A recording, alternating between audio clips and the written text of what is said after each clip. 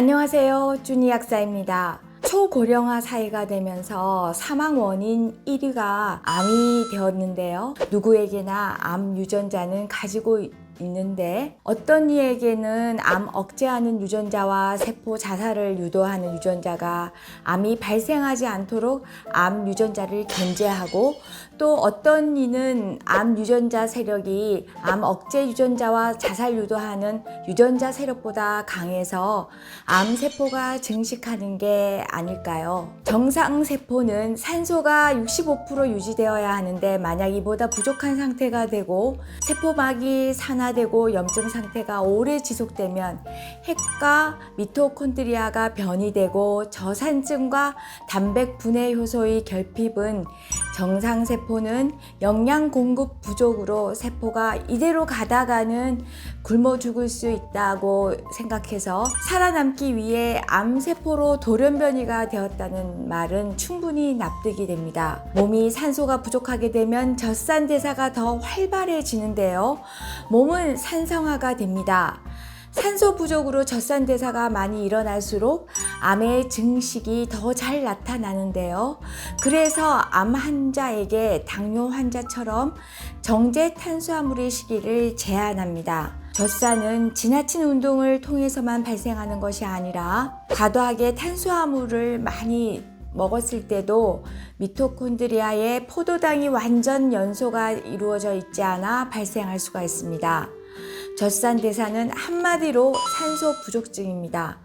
그렇지만 우리 몸은 유일하게 암이 잘 안 걸리는 장부가 있는데요. 혈액 공급을 위해 쉼 없이 일을 하는 심장과 같은 산소가 많은 장기와 단백 분해 효소가 많은 소장인데요. 심장이 암이 잘 생기지 않는 것을 보면 정상세포가 암에 걸리지 않으려면 산소 공급이 얼마나 중요한 것인가를 알 수가 있습니다.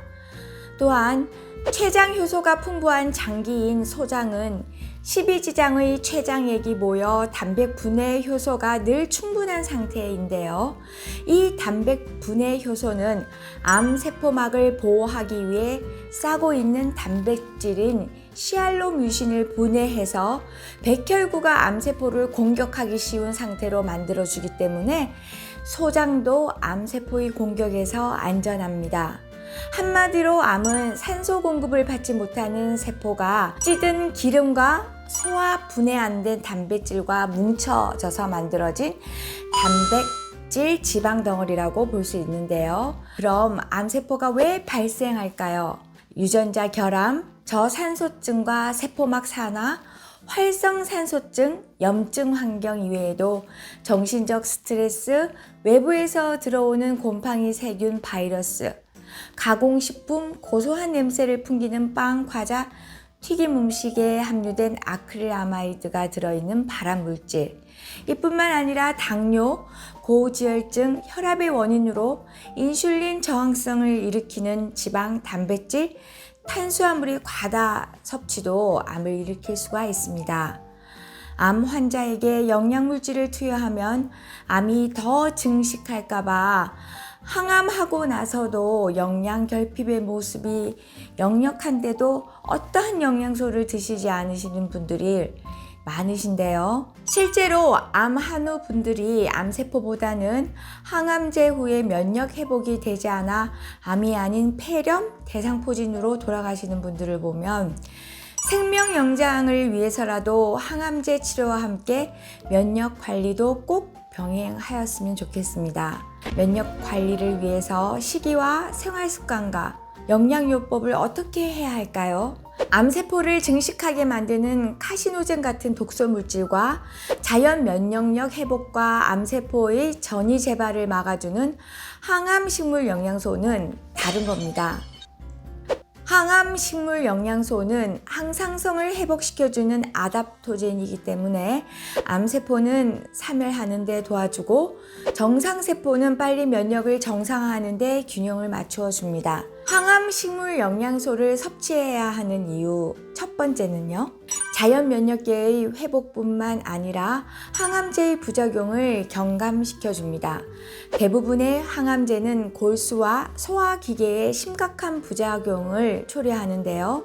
암세포들은 항산화력이 매우 약하기 때문에 활성산소종을 이용한 항암제 계열을 자주 처방합니다.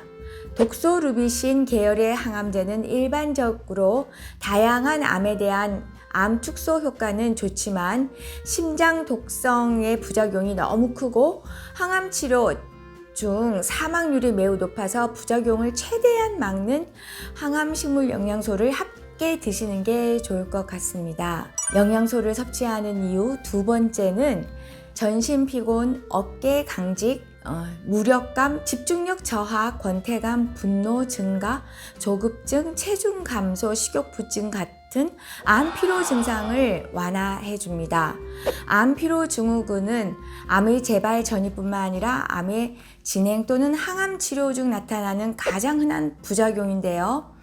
암 피로 증상의 원인으로는 암세포의 성장 시 나타나는 정상세포의 에너지 고갈, 화학요법 및 방사선요법에 대한 정상세포의 손상, 암세포 및 항암요법에서 발생하는 활성산소종입니다. 암 피로 증상이 심할수록 암 재발률과 암 사망률이 같이 높아지기 때문에 암 피로 증후군의 치료를 위해서라도 항암식물 영양소 요법이 병행되는 게 좋겠습니다.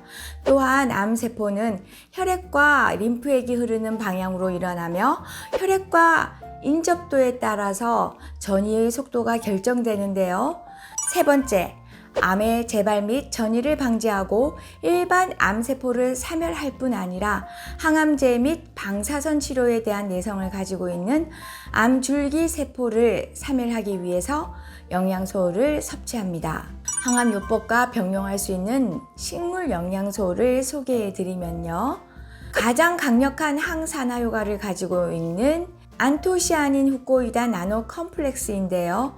아로니아 유래 안토시아닌과 다시마 유래 후코이단을 이온 및 파이 결합시켜 안토시아닌의 활성과 안정성 및 후코이단의 면역 활성을 증가시킨 항암 면역 강화용 나노 복합체입니다. 나노 복합체라는 것이 두 분자를 쪼개서 만들었다기보다는 혈중에서 시아니딘 배당체가 서서히 방출되며 표적에 도달하여 세포막에 부착한 후 유전자 발현과 장 점막 면역, 자연 면역을 강화시켜주는 기술을 의미합니다. 국제학술지에 나온 내용이 이 책에 이렇게 나와 있거든요. 안토시아닌 후코이단 나노 컴플렉스, 즉 AFNC는 스트레스와 환경 독소로부터 각 조직의 세포 신호 전달 시스템을 정상적으로 돌아가게 하여 항상성을 유지시켜주는 아답토젠이기도 합니다. 항암제의 암세포 사멸 작용을 도와줄 뿐 아니라 면역을 빨리 회복시켜주는 영양소라 할 수가 있습니다. JBK랩이란 회사에서 아로니아에 들어있는 안토시아닌 중 가장 강력한 항산화제 물질인 C3G와 후코이단을 결합시켜 놓은 것이 바로 안토시아닌 후코이단 나노 복합체인데요. 그냥 아로니아와 다시마를 먹으면 되지 않을까 이렇게 생각할 수도 있지만 아로니아 후코이단 나노 컴플렉스는 아로니아와 다시마에서 만들어지긴 했지만 항암식물 영양소일 수 있는 것은 음전화성 다당체인 후코이단의 수용체를 통해서 AFNC가 높은 농도로 일정하게 흡수되는 것과 일단 흡수된 AFNC는 혈중 농도를 12시간 동안 일정하게 유지하게 해주는 기술 때문입니다. 일반적인 안토시아닌 같은 플라보노이드는 혈중에 2시간이 지나면 다 소멸되거든요. 그러나 AFNC는 나노 복합체로서 12시간씩 혈중 유효 농도를 유지하게 함으로써 항암요법의 보조적 역할이 가능하겠습니다.